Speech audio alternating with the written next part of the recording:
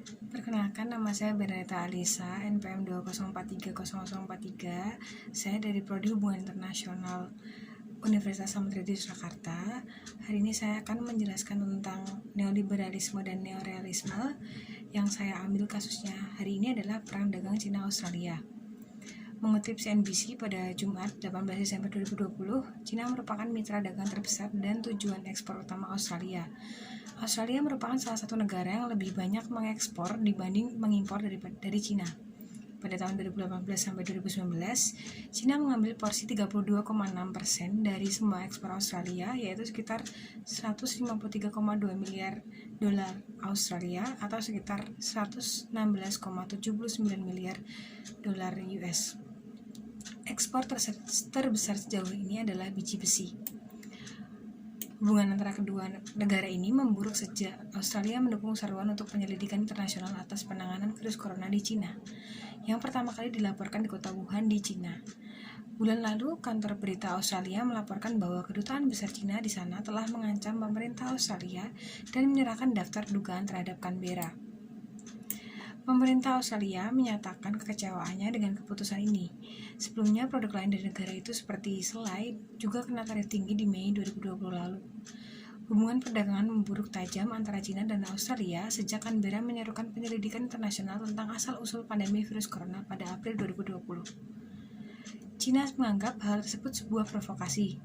Departemen Perdagangan Australia mengatakan dalam sidang Senat pekan lalu bahwa ekspor anggur turun menjadi kurang dari 1 juta dolar Australia atau sekitar 11 miliar rupiah. Asumsinya 11.000 rupiah atau 11.000 dolar Australia pada Januari. Sebelum konflik, Cina mengimpor hampir 40% ekspor anggur Australia senilai sekitar 1 miliar dolar Australia atau sekitar 11 triliun rupiah setahun. Sudut pandang neoliberalisme. Neoliberalisme di sini saya mengatakan bahwa neoliberalisme berpandangan kontradiktif, yaitu menganggap bahwa semakin banyaknya organisasi dan institusi internasional menandakan bahwa merekalah aktor hubungan internasional. Peran mereka yang begitu penting bahkan membuat mereka memiliki peran melebihi peran yang dimiliki oleh negara. Neoliberalisme juga tidak serta-merta menyangkal adanya negara sebagai aktor hubungan internasional. Jika dilihat dari sudut pandang neoliberalisme pada kasus perang dagang Cina dan Australia, sebenarnya kedua belah pihak saling merugikan satu sama lain, baik dari pihak Cina dan Australia. Liberalisasi sendiri diadakan untuk meningkatkan kesejahteraan dan pertumbuhan ekonomi suatu negara dengan cara memberi ruang yang lebih luas untuk perekonomian, menghilangkan hambatan perdagangan baik dari dalam maupun luar, membuka diri kepada negara-negara lain. Hal tersebut dilakukan Cina, walaupun Cina merupakan negara dengan perekonomian yang besar dan kuat, namun mereka membutuhkan Australia sebagai negara pengekspor biji besi. Terlebih Australia, mereka membutuhkan peran Cina untuk mengimpor bahan makanan laut.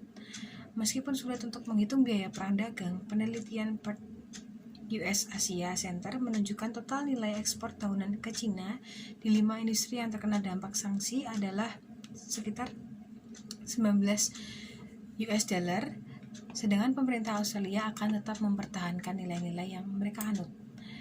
Jika dilihat dari sudut pandang neorealisme, menurut Kenneth Walsh, neorealisme adalah yang berfokus pada struktur internasional dan konsekuensi struktur tersebut terhadap hubungan internasional.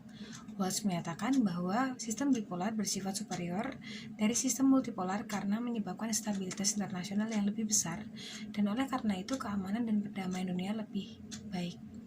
Alasan mengapa kondisi tersebut lebih menghasilkan kestabilan internasional ialah jumlah negara yang berkekuatan besar hanya sedikit, sehingga mengurangi resiko peperangan negara-negara besar. Kemudian, negara-negara yang mempunyai kekuatan besar mempermudah sistem pemusatan. Lalu yang terakhir ialah dengan adanya kedua kekuatan besar akan meminimalisir kesalahan perhitungan dan prediksi yang mengakibatkan perang besar. Jika kasus tersebut dilihat dari sudut pandang neorealisme, dalam kerjasama Cina dan Australia termasuk kerjasama balancing, karena satu sama lain saling menguntungkan. Di balik Cina negara yang besar dan kuat, mereka tetap membutuhkan Australia untuk kepentingan pemenuhan biji besi, terlebih untuk industri-industri yang ada di dalamnya. Terlebih Australia, mereka membutuhkan dukungan dari negara superpower yang diperlukan bagi Australia untuk mencari peluang terlibat dengan Beijing dalam berbagai masalah seperti masalah lingkungan, sumber daya air, energi, terorisme, kejahatan transnasional, perang dunia maya, dan militerisasi ruang angkasa. Sekian penjelasan dari saya tentang neoliberalisme dan neorealisme. Terima kasih.